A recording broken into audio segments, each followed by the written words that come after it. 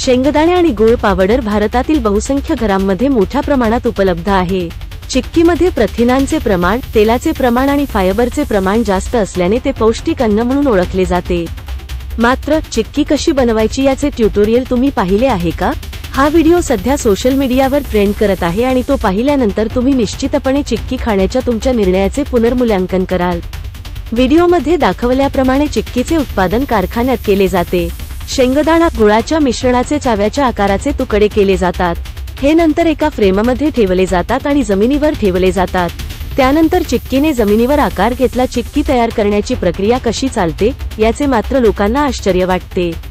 या व्यतिरिक्त कर्मचारी हातमोजे घालत नाहीत आणि जमिनीवर कोणतीही भांडी आणि प्लास्टिकचे साहित्य ठेवत नाहीत। सर्व उत्पादन चिक्कीच्या जमिनीवरच होते।